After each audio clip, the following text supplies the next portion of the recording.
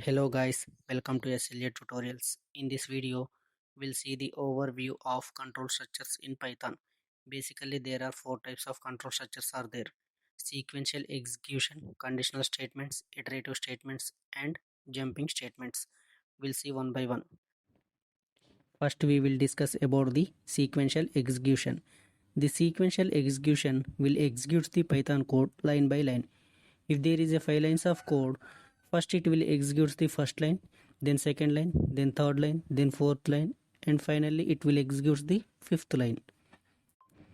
If there are errors at second and fourth line, the sequential execution will execute the first line and it will show the error at second line.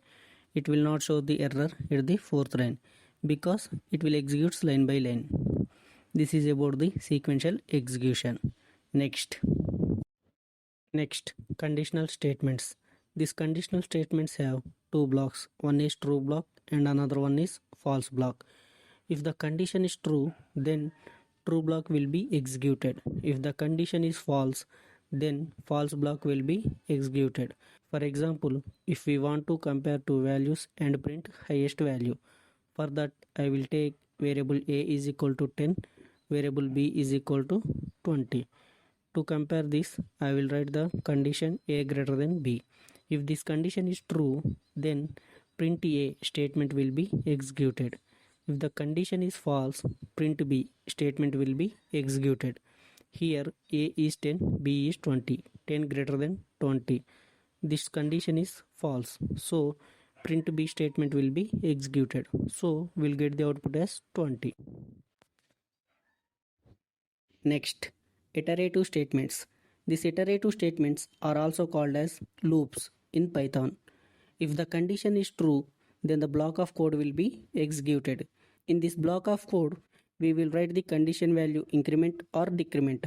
After increment or decrement, again it will check the condition. If the condition is true, again it will execute the block of code. This cycle will repeat until the condition will be false. If the condition is false, it will exit from the block of code. For example, if we want to print numbers from 1 to 5, for that I will take variable a is equal to 1 and I will write the condition 1 less than or equal to a less than or equal to 5. If this condition is true, then the block of code print a and a is equal to a plus 1 will be executed. This execution process we'll see in the following table. Initially, the value of a is 1. It will check the condition. A value is in the range of 1 to 5. So, the block of code will executes. In this block of code, first line print a. So, a value will print as 1. Next line is a is equal to a plus 1. Means a is equal to 1 plus 1. The updated a value is 2. Again, it will check the condition. The condition is true. So, the block of code will executes. Print a value. It will print a value as 2 and updates a value to 3. Again, it will check the condition. The condition is true. So, it will print a value as 3 and updates a value to 4. Again, it will check the condition. The condition is true and it will print the a value as 4 and updates a values to 5. Again, it will check the condition. This condition is true, so the block of code will executes and prints a value as 5 and updates a value to 6. Again, it will check the condition. Now, this condition is false because the value of a is 6. It is not in the range of 1 to 5. So, it will exit from the loop. So, the output is 1, 2, 3, 4, 5. Next, jumping statements. These jumping statements are used in loops only. First one, break. The break is commonly used in the cases where we need to break the loop for a given condition. Simply we can say that this break keyword is used to stop the iterations of a loop.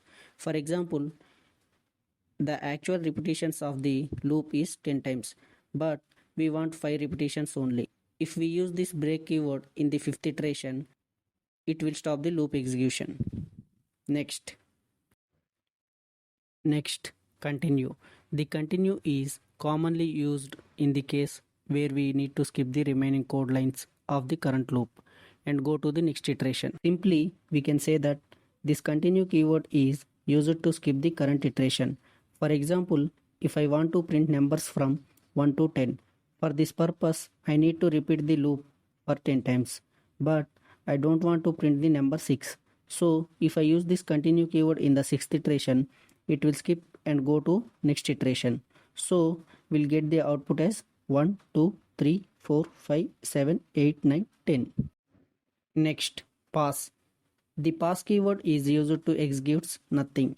Suppose we have a loop and we don't want to execute right this moment, but we will execute in the future.